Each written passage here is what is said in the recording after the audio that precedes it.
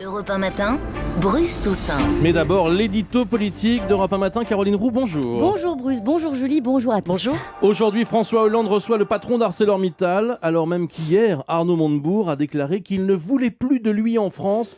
Est-ce qu'il pousse le bouchon un peu loin, Montebourg? Oui, mais c'est devenu Ouais. sa marque de fabrique. C'est un cogneur.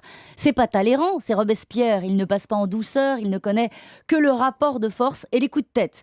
Mittal n'a pas respecté ses engagements depuis le rachat d'Arcelor en 2006. Le patron indien joue en quelque sorte avec les nerfs du gouvernement. Donc le ministre sort l'arme lourde et il rate son objectif en faisant presque passer Mittal pour une victime. Avouez que c'est un comble.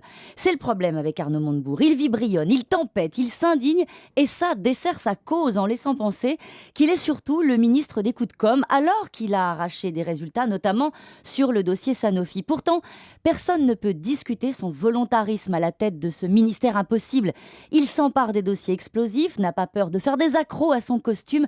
Il fait du music-hall tout en plongeant les mains dans la graisse du moteur. Politiquement, il a son utilité. C'est l'un des rares ministres du gouvernement à s'adresser à cet électorat de gauche qui a voté contre les excès du capitalisme et qui ne pleurera pas sur le sort de Mittal. Oui, mais là, il demande carrément à un patron de quitter la France. C'est un problème quand même. Oui, et c'est là que Arnaud Montebourg devient un problème. Il gifle publiquement un patron indien qui embauche 20 000 personnes sur 15 sites en France. Les salariés qui sont encore payés chaque mois, eux, par Mittal, ont besoin de lui. Même si le ministre a nuancé ses propos, depuis, on se souvient qu'il avait accusé la famille Peugeot de dissimulation, qu'il a crispé le constructeur nord-coréen Hyundai en mettant en garde les consommateurs contre le dumping social. Avec ce discours agressif, il alimente la critique d'une France qui n'aime pas les patrons, alors même que le gouvernement vient de signer 20 milliards d'euros aux entreprises sans contrepartie au nom de la compétitivité. On imagine que ça va être au cœur des discussions aujourd'hui entre François Hollande et Mittal. Oui, alors comme on dit pudiquement à l'Élysée, Ouais. la nationalisation fait partie des éléments du rapport de force, mais on se serait bien passé quand même de cette déclaration. Forcément,